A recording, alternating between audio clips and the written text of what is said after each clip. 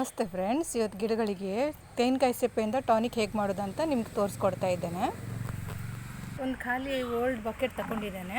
ಇದಕ್ಕೆಲ್ಲ ತೆಂಗಿನಕಾಯಿ ಸಿಪ್ಪೆ ಹಾಕ್ತೇನೆ. ತೆಂಗಿನಕಾಯಿ ಸಿಪ್ಪೆ ಹಾಕಿದ್ದೇನೆ. ಈಗ ನೀರು ಹಾಕ್ತೇನೆ.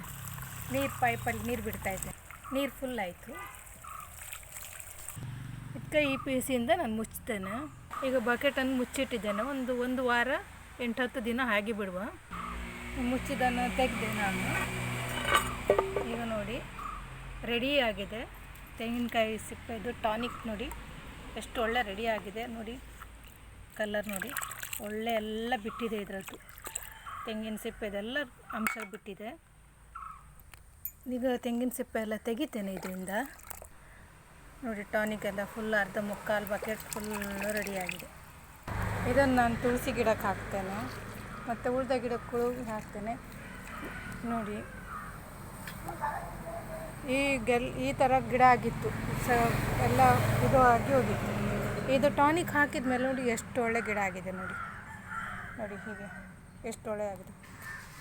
ಯಾವೆಲ್ಲ ಗಿಡ ನಿಮ್ಮದು ಒಳ್ಳೇದು ಬೆಳೀತಾ ಇಲ್ಲ ಆ ಗಿಡಕ್ಕೆಲ್ಲ ಈ ಟಾನಿಕನ್ನು ಹಾಕಿ ತೆಂಗಿನ ಸಿಪ್ಪೆಯನ್ನು ಬಿಸಾಡಬೇಡಿ.